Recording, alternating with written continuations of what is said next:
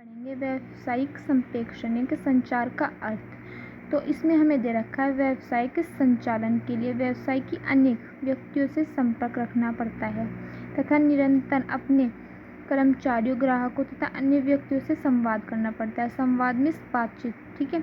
इस संवाद की इस प्रक्रिया को ही व्यावसायिक संचार कहा जाता है, ठीक है। फिर का वर्तमान प्रगतिशील युग में यानी कि वर्तमान के युग में व्यवसाय का एक महत्वपूर्ण अंग है, ठीक है। संचार व्यवसाय का एक महत्वपूर्ण अंग है। और वो कह रहा है व्यवसाय की कोई भी क्रिया जैसे उपभोक्ता को उत्पादन के विषय में जानकारी देने की हो या अपने कर्मचारियों से कार्य करवाने का विभाजन व उनके समक्ष करने से हो, बिना संचार के संपन्न नहीं हो सकती। ये कहना चाह रहा है कि व्यवसाय की कोई भी क्रिया बिना संचार के संपन्न नहीं हो सकती। संचार यानी कि आपस में बातचीत करना, ठीक है। यदि व्यवसाय का जो संचालन करने वाला है उसका प्रबंधक अपने कर्मचारियों से बातचीत ही नहीं करेगा तो वह अपने व्यवसाय को संपन्न नहीं कर सकता या अपने व्यवसाय को संपन्न रूप से कार्य नहीं करा सकता, ठीक है। अब वो कह रहा है व्यावसायिक उद्देश्यों की पूर्ति के लिए व्यावसायिक संचार अत्यधिक आवश्यक है, ठीक है, तथा इसके अभाव में व्यवसाय का सफल संचालन संभव नहीं हो सकता।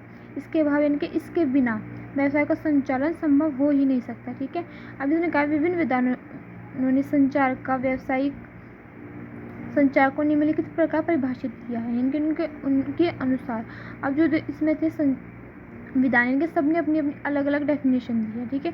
किसने जिस विद्वान ने व्यावसायिक संचार को जिस तरह से समझा उसने उसी तरह से उसकी डेफिनेशन प्रदान की है, ठीक है। तो हम ये डेफिनेशन भी याद करते हैं। इसमें एक या दो डेफिनेशन भी दिखनी होती है हमें पेपर में, तो इन्हें पढ़ लेते हैं।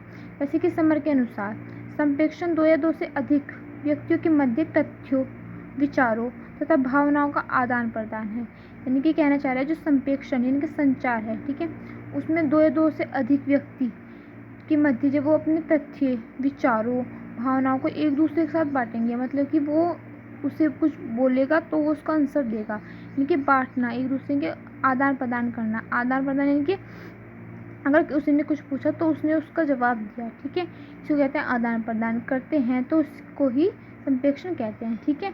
फिर दूसरा है जो एलन के अनुसार, इसने कहा कि संदेश वाहक उन सभी क्रियाओं का योग है जिनको एक व्यक्ति अपनी विचारधारा को दूसरे व्यक्ति के मस्तिष्क में पहुंचाने के लिए अथवा उसे समझाने के लिए अपनाता है। इससे अंतर्गत कहने, सुनने तथा समझने की व्यवस्थित एवं निरंतर क्रियाओं को समावेश होता है, ठीक है। फिर बाउन के अनुसार, ठीक है, उसने कहा कि व्यावसायिक संचार संदेशों तथा व्यवसाय से जुड़े लोगों को जानने की प्रक्रिया है। किसने कहा जो व्यावसायिक संचार है वो संदेशों तथा व्यवसाय से जुड़े लोगों यानी कर्मचारी, उसके उत्पादनकर्ता, इन सभी लोगों को जानने की प्रक्रिया है। इसमें संचार के माध्यम सम्मिलित होते हैं, ठीक है। अब सबने अपने अपने उत्तर दे दी। अभी कह रहा उपयुक्त परिभाषा से स्पष्ट है, क्योंकि इन सभी परिभाषा से ये स्पष्ट है कि संचार सूचनाओं का आदान प्रदान की किस स्तर पर किया है, ठीक है। जो संचार है वो सूचनाओं की आदान प्रदान, ठीक है, करने के स्तर पर किया है, जिसमें तथ्यों, विचारों एवं भावनाओं को विभिन्न माध्यमों से दूसरे व्यक्तियों तक पहुंचाया जाता है, जिससे व्यावसायिक उद्देश्य एवं व्यवहार में सामंजस्य स्थापित होता है, ठीक है। साफ बहुत ही सरल शब्दों में अगर कहा जाए तो व्यावसायिक संचार जब कोई दो व्यक्ति आपस में बातचीत करते हैं या एक दूसरे से वार्तालाप करते हैं, कह सकते हैं, ये एक दूसरे से अपनी भावनाओं को, तथ्यों को, विचारों का आदान प्रदान करते हैं, तो वह व्यावसायिक संचार कहलाता है। अब इसमें सेकंड है संचार की विशेषताएं, ठीक है, कैरेक्टरिस्टिक्स। ये भी पेपर में कई बार आ जाती है, तो इसका भी अर्थ हमें बहुत अच्छी तरह से समझना है, ठीक है।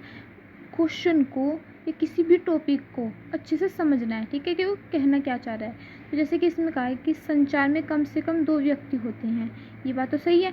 उसने कहा कि देखो संचार में कम से कम दो व्यक्ति तो होंगे, अकेला व्यक्ति तो वार्तालाप नहीं कर सकता या एक अकेला व्यक्ति बात भी नहीं कर सकता, अगर बात कर भी लेगा तो जवाब कौन देगा, तो ये संचार नहीं होगा। जिसमें एक व्यक्ति होगा वो संचार नहीं होगा। संचार में कम से कम दो व्यक्ति का होना आवश्यक है।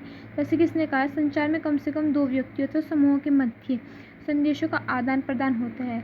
वह व्यक्ति जो बोलता है, लिखता है या दिशा निर्देश देता है उसे संप्रेषण, यानी जैसे कि मैं बोली तो मैं संप्रेषक तथा जो व्यक्ति संदेशों को सुनता है या प्राप्त करता है उस संदेश ग्राही कहते हैं। जैसे कि दो व्यक्ति हैं, दो व्यक्ति में से जो एक व्यक्ति बोल रहा यानी कि जो निर्देश दे रहा या लिख रहा किसी चीज़ को, उसे कहते हैं संप्रेषक।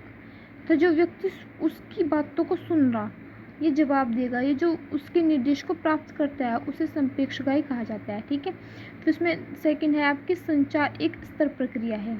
इनके व्यावसायिक संचार निरंतर चलने वाली प्रक्रिया है, क्योंकि कर्मचारियों, ग्राहकों, सरकार आदि बाह्य एवं आंतरिक पक्षों के मध्य संदेशों के आदान प्रदान की प्रक्रिया व्यवसाय की निरंतर बनी रहती है। ये कह रहा है कि संचार एक स्तर प्रक्रिया, इनके संचार जो है वो चलती रहती है। ऐसा नहीं है कि आपने एक दिन बातचीत करी, फिर आपने अगले दिन नहीं की, फिर आपने एक दिन की, फिर आपने अगले दिन नहीं की, ऐसा नहीं है।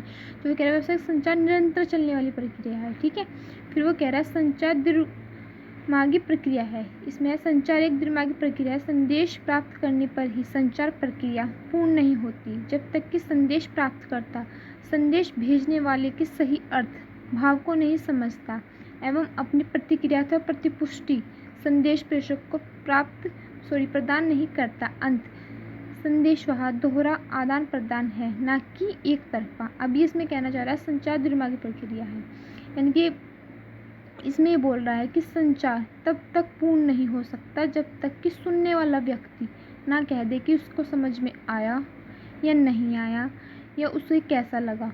ठीक है, ऐसा नहीं है कि आप बोलते चले गए, अगले व्यक्ति के समझ में कुछ नहीं आया। ठीक है, ऐसा नहीं होता। जैसे कि खुद ही कह रहा है, देखो इसमें पढ़ा है, जब तक कि संदेश प्राप्त करता संदेश भेजने वाले के सही अर्थ भाव को नहीं समझता।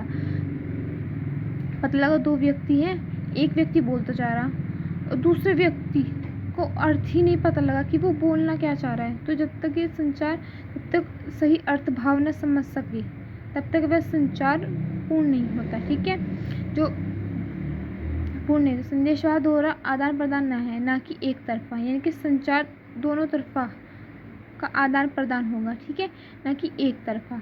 ठीक है, अब आपका फोर्थ नंबर है संदेश के अनिवार्यता, क्योंकि बिना संदेश के संचार नहीं हो सकता।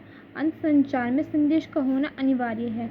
यदि संचार में संदेश नहीं होगा तो संचार असंभव है। ठीक है, फिर आपका नेक्स्ट कह रहा है संचार मौखिक, लिखित एवं सांकेतिक हो सकता है। ठीक है, इसमें कह रहा है संचार सामान्य मौखिक तथा लिखित रूप से होता है, परंतु उसमें होठों, आँखों तथा हाथों का विशेष में महत्वपूर्ण होता है। शारीरिक भाषण में या इशारों या संकेतों के द्वारा भी मनुष्य अपनी बात दूसरे व्यक्ति तक पहुंचा सकता है। अब इसमें कह रहा है कि जो संचार होता है वो ऐसा नहीं है कि वो लिखित ही होगा या वैसे ही होगा। आप इसको लिखित, मौखिक या सांकेतिक यानी कि बोलकर, लिखकर या किसी को इशारों से भी समझा सकते हो। ठीक है, अब वो कह रहा है कि संचार में उचित माध्यम की आवश्यकता है। इनके संचार के लिए उचित माध्यम का चयन अत्यंत आवश्यक है।